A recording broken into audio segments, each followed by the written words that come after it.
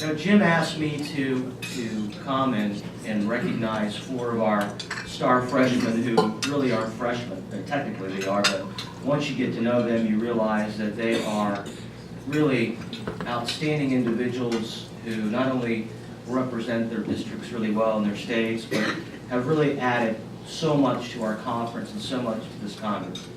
And then Jim tells me on Friday, can you give a little update speech as well in terms of what's going on Capitol Hill? It just never ends. And I think all 4 of our members who are here would tell you that last week was a pretty amazing week.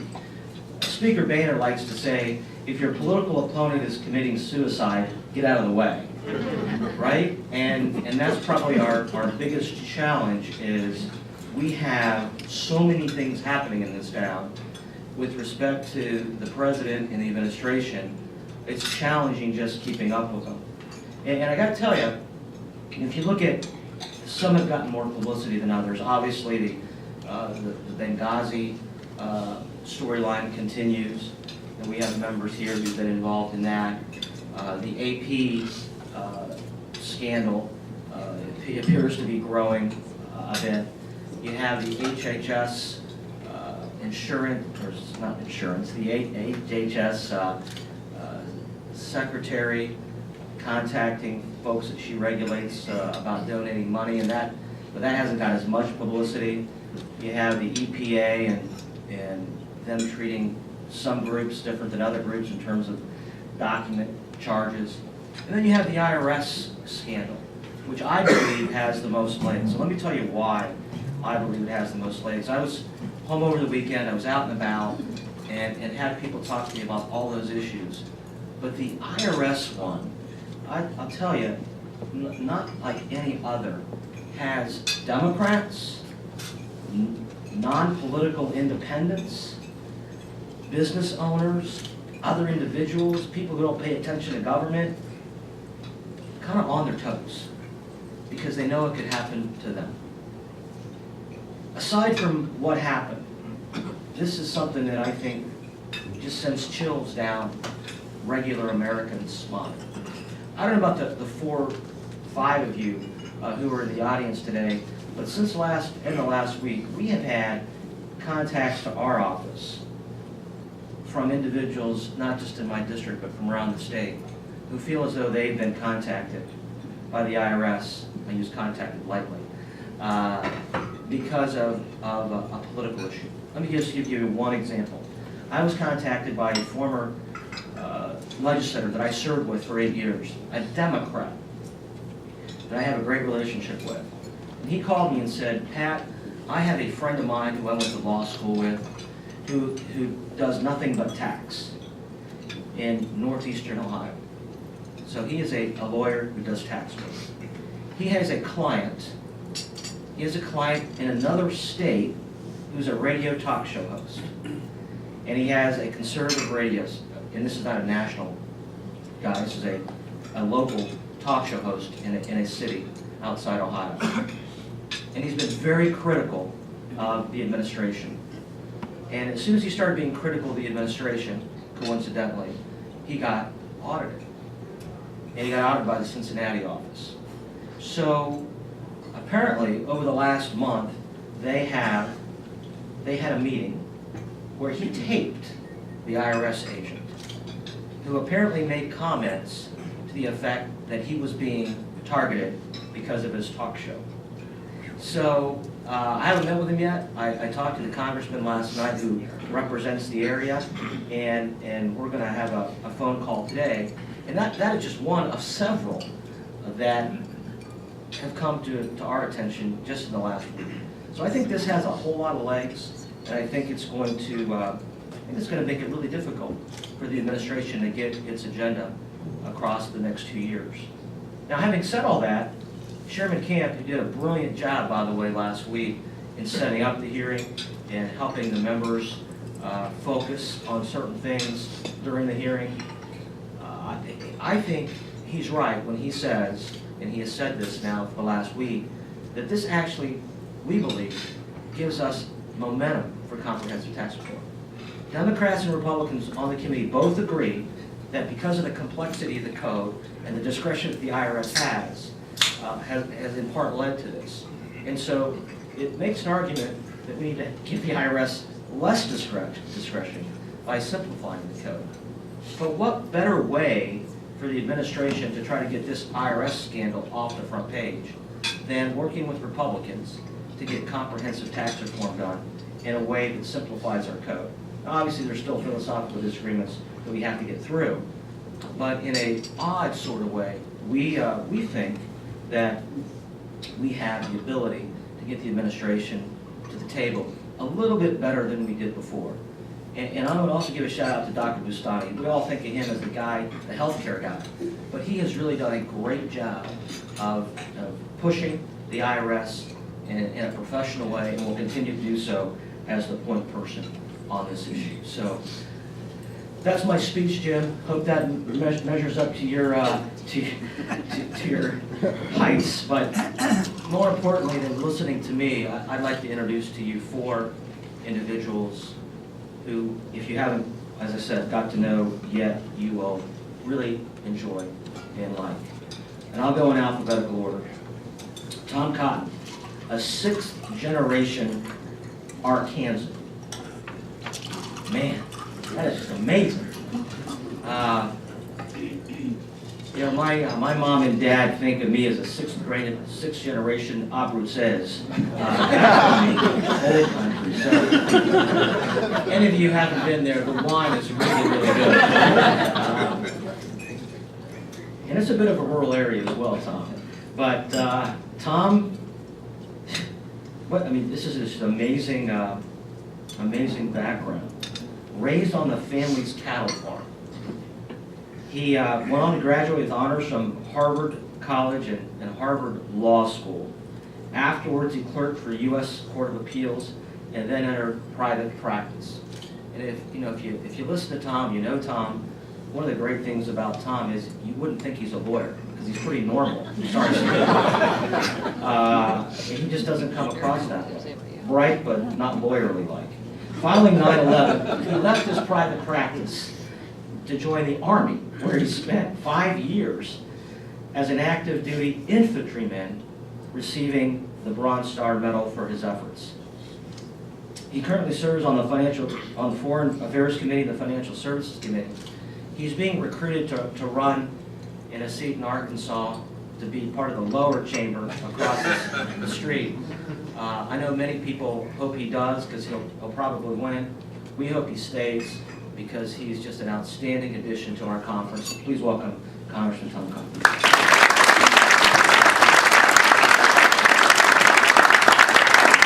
Yeah, thanks very much for that generous introduction. And for saying that I don't sound like a lawyer, since I always am a recovering lawyer, or that it might be a reflection of my legal skills that after a couple of years I had to leave and go to basic training in the Army. You mentioned growing up as a 6th generation Arkansan, not just 6 generations in Arkansas, but actually in my small little home county. And you've developed deep roots there. The Democratic Party of Arkansas recently sent an opposition researcher to our courthouse to get all public records, not just for me, but for my mom and dad as well. And the county treasurer, a Democratic elected official, after this party operative had called, immediately called my mom and told my mom that they were coming. So they went and met him there at the courthouse. Very cordial exchange. My dad's response was, does he really think he can come to Yell County after my family's been here for 160 years and I'm not going to know that he's here? I want to thank you all for inviting me this morning. It's a real honor to be at the Ripon Society. As Jim said, it's named after one of the founding locations of the Republican Party. And it's an honor, I think, to be a part of the Republican Party because of our noble history of standing for freedom. As Jim said, the Ripon Society was a driving force behind landmark civil rights legislation, as was the Republican Party. If you go back to our founding, we had certain basic principles, but one motto was free men, free soil, and free labor. The free men part being that we stood for the abolition of slavery, the gradual abolition of slavery over time, That's what Abraham Lincoln campaigned on in 1860. We were the party that recognized that all men are created equal, and that just as no man is born with a saddle on his back, no man is born with spurs on his feet. Free soil, the government can help provide opportunities for people to get ahead in life, for men like Abraham Lincoln to get ahead in life, no matter what station they're born to in life, through things like the Homestead Act, which is one of the great landmark laws that created economic opportunity and helped spread America across this continent. Or free labor, that the government shouldn't single out specific industries or businesses or give anyone a hand up or a handout, as opposed to creating a fair and equal playing field for all. Special rights for none, equal opportunity for all. That's what that principle meant. And that's what we stand for today. As Pat mentioned, the IRS scandal, I think, has probably made comprehensive tax reform more likely rather than less likely. And the IRS scandal, I think, is a big story. I don't think it's just a story, though, for what it does to the president's momentum, or what it does to stalling other of his agenda items with which we might not agree, but for what it embodies about the modern state. A government that is big enough to do anything for you is big enough to do anything to you and must know everything about you. It's a scandal if political appointees in the IRS or the Treasury or the White House were directing the IRS employees to do anything like what they did, target Christian or Jewish or conservative groups for special harassment or intimidation or audits. Or some of the reports we've heard auditing donors to Mitt Romney's campaign or affiliated groups and supporting organizations. But it's almost as much of a scandal that the IRS has so much power that it might not even need that kind of political direction, that the president's own words targeting groups that are opposed to his agenda will give the signal to unaccountable, unelected officials within the IRS who have a tax code that is so complicated and so burdensome and grants them so much vast discretion that they can then single out individual American citizens. So we certainly have to get to the bottom of what happened, but I think we also need to take this opportunity to roll back a tax code that is too burdensome, and also to use it as a symbolic example of all the other problems that the modern regulatory state has created for individual Americans, for small businesses, for big businesses, for everyone who gets caught up in the snare of the federal government's debt. That's one reason why I ran for Congress, and one thing that I hope to accomplish while I'm here. Again, I want to thank you all for letting me come speak to you. It's great to see some old faces and great to meet some new friends as well. Thank you. I was asked by a reporter the other day, thank you, Tom, that was great, after a hearing on the small business draft that we had a hearing on, I think it was Wednesday, in the Select Revenue Subcommittee, I was asked a question about the IRS, first question, about the IRS scandal. And she went on to have this long-winded question about the scandal and how it was taking away from the hearing. And I made a smart aleck remark that the fact that she was asking me about the IRS scandal and not the small business draft that we just completed this wonderful hearing on provided the point that the press wanted to talk about the IRS scandal as a distraction rather than moving forward on comprehensive tax reform. I will tell you, I ran into a Democrat operative by chance in Columbus yesterday before I flew over here, and she was talking about all the different things that were happening over the last week, and she said, my fear is that our best defense is incompetence. And going into 2014, that doesn't give me much confidence. Our best defense being incompetence. That was her words, not mine. That's pretty good. Our next new member, is a native of Florida. Ron DeSantis worked his way through Yale University, where he graduated magna cum laude and was the captain of the varsity baseball team. He was recruited to run for Congress by Joe Barton and John Shimkus to improve our odds in this year's baseball.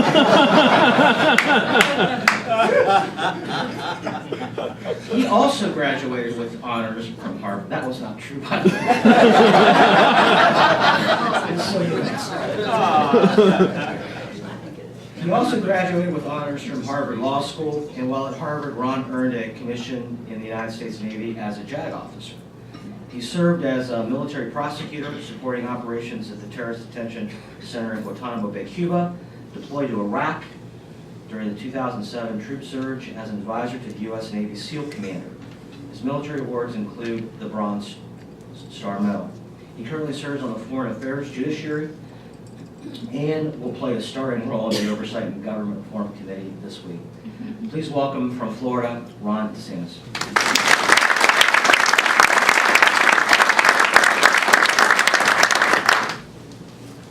So it's not true. I was not recruited because of baseball, but when I got elected, and even actually after I won the primary, when I started coming up here for Vanguard, then orientation, and then swearing in, I would have guys who had gotten a whiff of my bio come up to me and say, "Man, you're just the guy we need. You're going to do so well in Congress. We're so glad to have you." It took me a while to figure out that it wasn't because of my academics, legal knowledge, military, not any of that. It was because they need some juice in the lineup. They need so I'm doing it. The problem is the first practice, and I'm missing practice today for this, by the way. First practice, I threw about 100 pitches in the bullpen and then the hitters. Felt great. I hadn't thrown really in 10, 12 years. The problem is the next day, 2 days, 2 weeks, it's been, so I think I'm finally back there.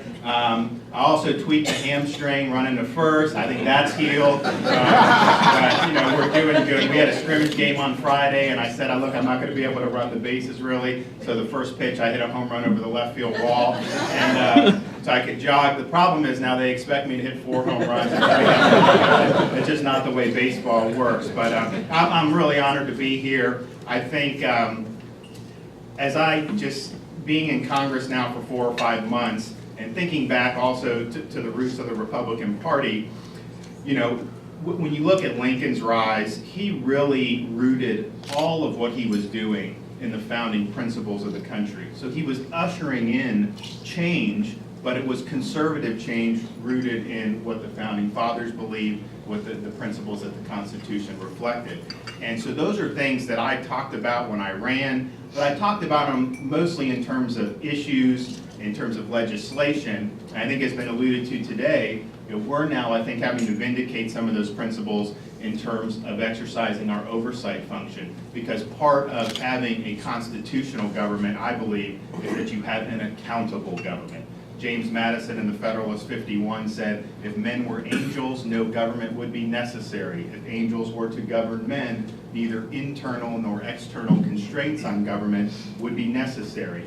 And he rejected the idea that angels govern men, and he rejected the idea that you don't need internal or external constraints on government. And so what I've seen, I guess the biggest thing that's impressed upon me is really the lack of accountability that we have throughout the federal bureaucracy and the executive branch. And I think it's something that the founding fathers would have been very disturbed to see. Yeah, I was in the Navy. If a Navy captain is captaining a vessel and that vessel runs aground, he's gone.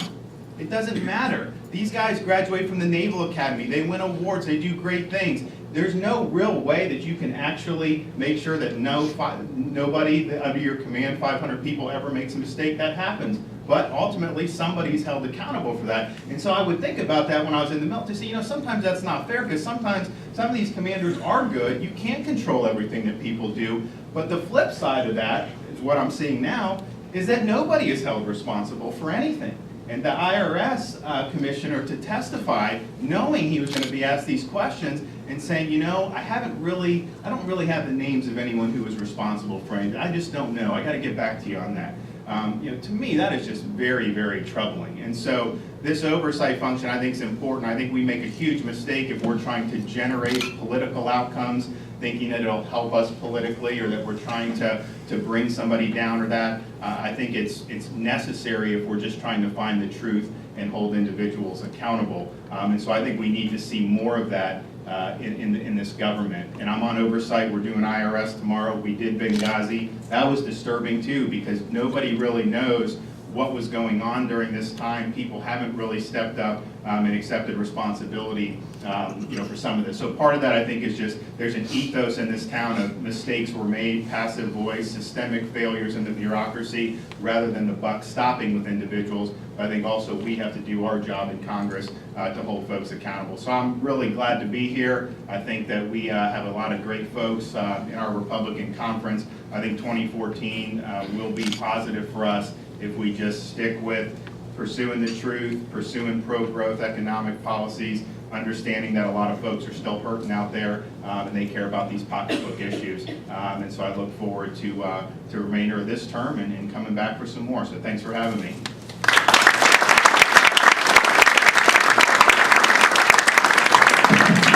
Thank you, Ron. Make sure that hamstring heals good, bud. Ron mentioned the oversight function.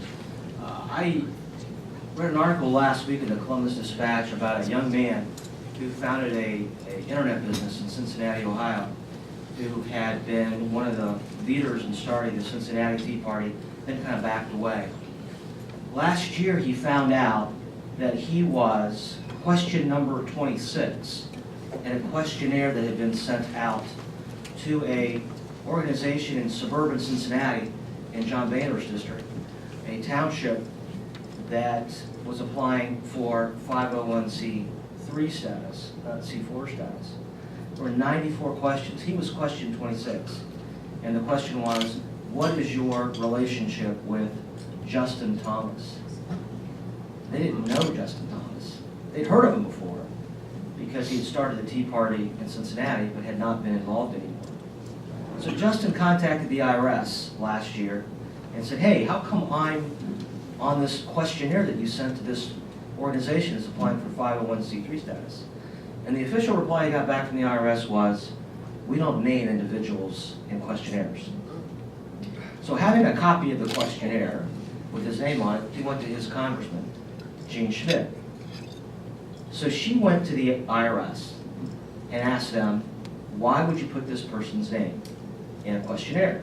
They said, we don't put people's names in questionnaires. So she went back and she gave him a copy of the questionnaire saying, you did put his name in the questionnaire.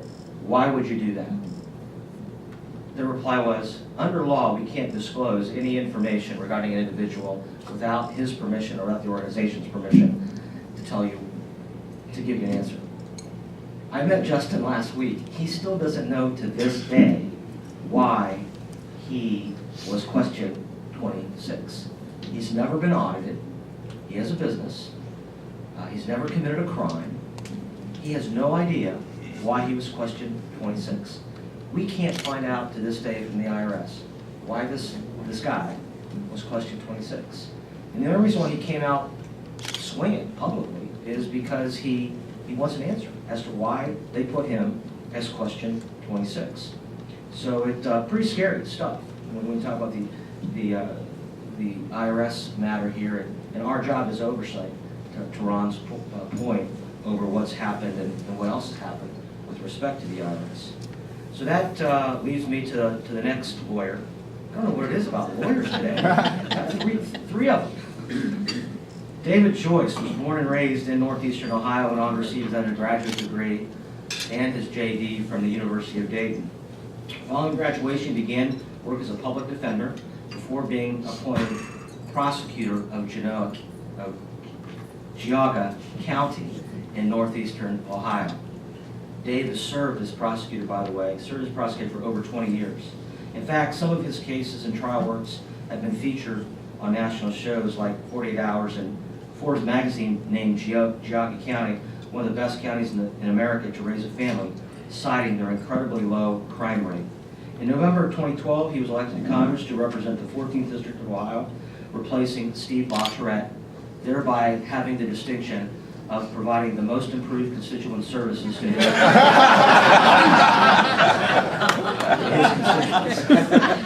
I like Steve, I can say that. But I gotta tell you, Dave's a hell of a lot more low maintenance than Steve Bachelorette,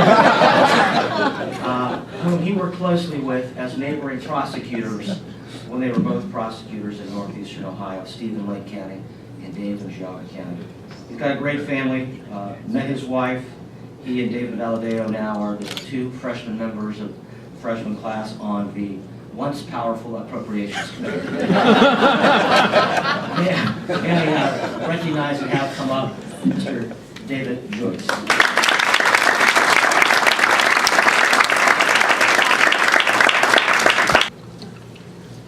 Thank you, Pat, for that very kind introduction.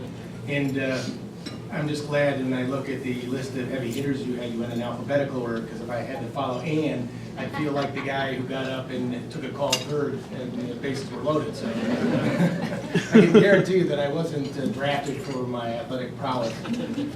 But I am very honored to be here today. And I was, a year ago at this time, I didn't plan on being in Congress. I was a prosecutor in a small county that just outside of Cleveland, Ohio, and working on a case where there was a high school shooting. And I came home from work that day and I told my wife I was done. I had 25 years in this, but I'm going to finish this case and I'm done. I'm going to go on. I didn't have any plans of being a judge or anything else. I've been working in party stuff my whole life. I started off when I first came home from law school working for then Mayor Voinovich in a phone bank down the basement, and worked with him on the ground floor as he ran for governor and senator, and met a lot of fine people along the way, including Congressman LaTourette, who I got appointed in January of 1988. At 29, I was the youngest prosecutor in the state of Ohio, and Steve was running in Lake County, and we became good friends. And I worked on his campaign in '94, and he was in a different district. I was represented by Sherrod Brown, or I should say Sherrod Brown was in the district, but we weren't necessarily represented. And eventually our county merged into Steve's district, and we've been tremendously represented since then. One of the first times when Steve decided he was going to retire, I said I wanted to jump in because I wanted to enjoy public service, and this was a tremendous way to go on. And when I told him, he first got the double take, he goes, "Are you sure?" I said, "Yeah, I'm sure. It's something I really want to do." He said, "Okay, I'll help you." And he was very helpful the whole time. After I went through a process, there's 40 some odd candidates, and I was unanimously appointed to take his seat on the ballot. And after I got elected, I said, "What now?" He said, "Follow Tiberi around." To Patrick's chagrin, I've been like a cheap suit on him ever since. If I have any questions, I know where to find common sense in the back row of the house with Pat. But the things I really care about most, obviously, is representing Northeastern Ohio and working together on making sure that we take care of the Great Lakes. It's 20% of the world's fresh water supply. It's very important. And the first time I showed up in my Interior Subcommittee hearing, Mike Simpson started laughing and said, "Just when I thought I got rid of LaTourette and saved $300 million towards the Great Lakes, he has to go get somebody to come here and fight just as hard as he is." So, but that's very important. But it's very important, and I say to all of you as I close here one thing. Again, I was a prosecutor, and I want to help, but don't presume that I know your issues. If you have something you want me to help on, please send the stuff to my office ahead of time. You'll find like my staffers do much to their chagrin. I read everything I get in the morning and then I grill them on it because I want to know both sides of the issue so I can come to the right conclusion, do what's right for you, do what's right for my district, and do what's right for our country. So I appreciate the opportunity to be here today. I appreciate the opportunity to serve you all, and thank you very much.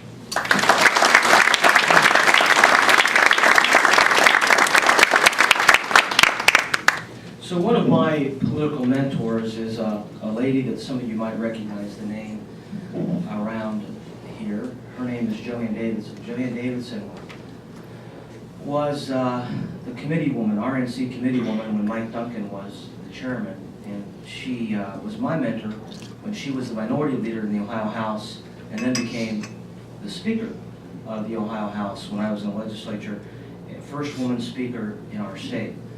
One of the smartest people you'd ever meet, great political skills, just, gosh, common sense, she's just great. So we get together for dinner once a quarter.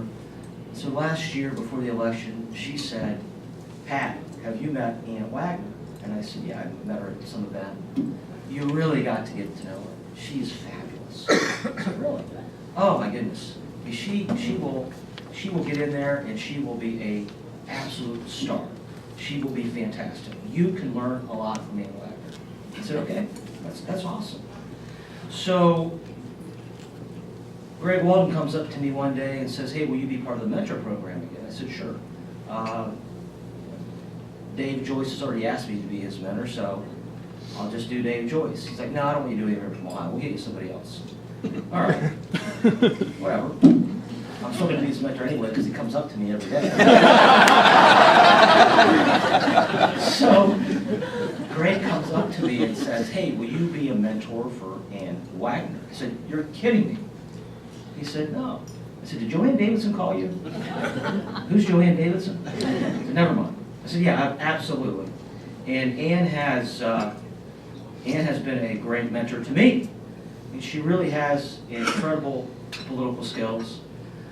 She is delightful, to quote Nick Callio. She's fun, she's normal, she's just great. And so while I get to be officially her mentor, I got the best deal in the Congress because I get to learn from Ann Wagner, who actually started working in the family business in retail carpet in Manchester, Missouri, so that explains a lot. She got a degree from the University of Missouri, and as some of you know, in addition to her private sector experience, she has incredible political experience as well, serving 9 years as a Lafayette Township Committee woman. She was chair of the Missouri Republican Party and also successfully led Roy Blunt's Senate campaign, and also served 4 years as U.S. Ambassador to Luxembourg for President George W. Bush. In her first term, right now, she was chosen earlier this year by her 34 Republican freshman colleagues as their freshman representative to our leadership, which we are benefiting from. She currently serves on the Financial Services Committee, and to hit clean up, the non-lawyer of the bunch. Yes, amen. And Wagner. Please welcome.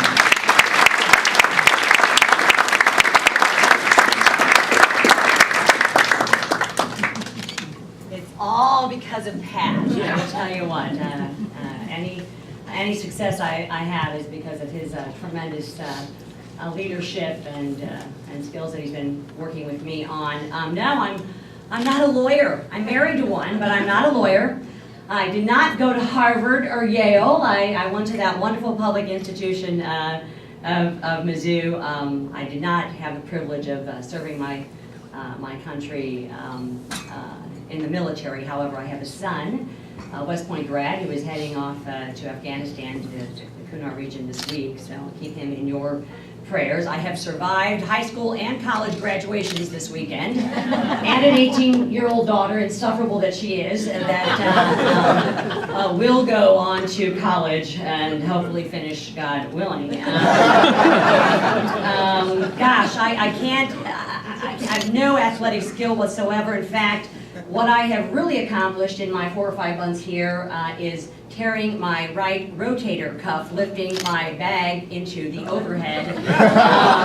So I'm absolutely pathetic in any, like no softball, nothing of the kind. But I represent Missouri's 2nd Congressional District, which is basically St. Louis County and a little bit of the exurb areas. We went from 9 to 8 congressional seats, so we had a big redistricting.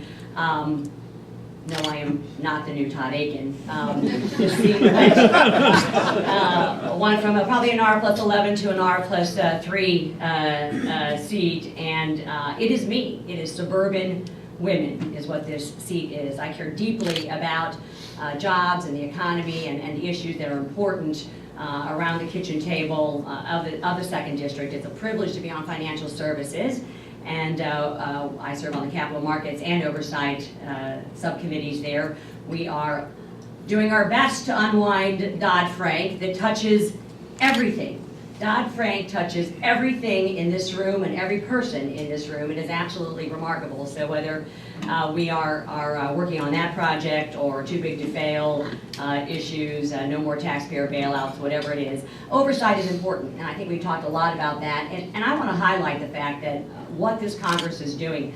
Some weeks upwards of 66 oversight hearings a week. This week we will do 44 as a Congress and a Republican-led Congress, but we are really shining a bright light and bringing these departments and many others to the Hill to talk about how we improve government and get it out of our lives. We've seen, we've seen what has transpired over the last week. I would say it's been just a buildup over the last 4 to 5 years, which is not just the difference between big government versus limited government, but is an arrogance, an absolute arrogance that is prevalent through this administration, and a failure of leadership. A failure of leadership.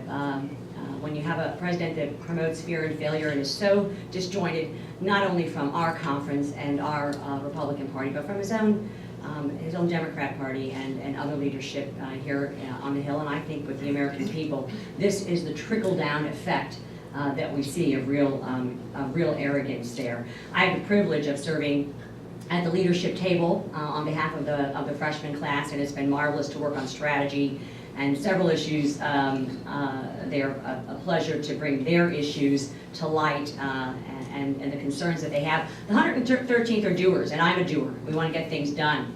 And I've also had the opportunity to sit at that table and work on messaging.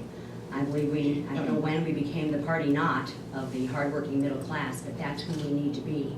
And every time one of my colleagues speaks, I say, close your eyes, say it again, and pretend like you're talking to a 37-year-old single mother of 2 who's trying to make it to the 15th and the 30th of the month.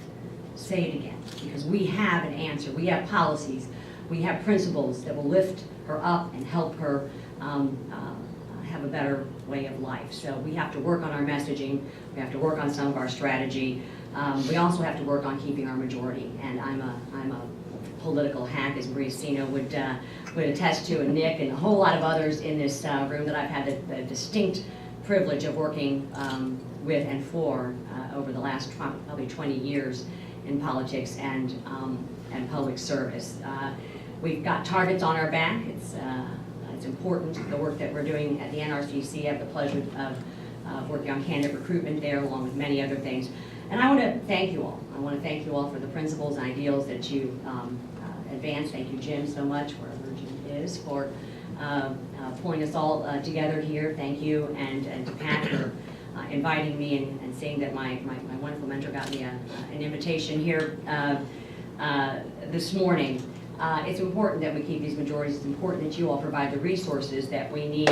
Resources in terms of information and ideas and things that will help us govern and legislate better. So I thank you for the opportunity to be with you this morning, and I look forward to many years of learning from all of you. So my pleasure.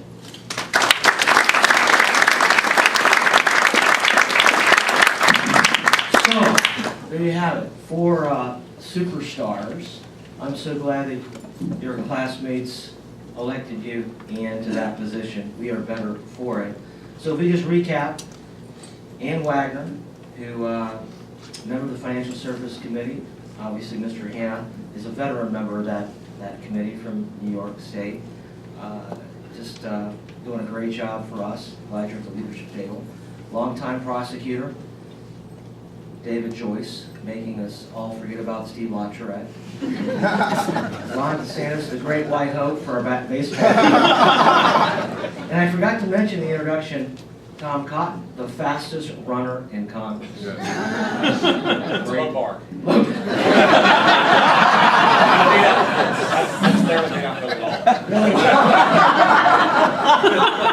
He didn't hear him back. He just barely beat out Billy Long.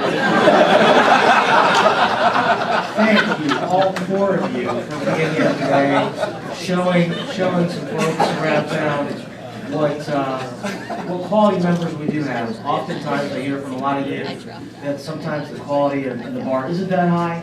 Today, we show you how high the bar is in our freshman class, because these 4 are truly not only just great individuals, but they're superstars. So thank you all for being here. Jim?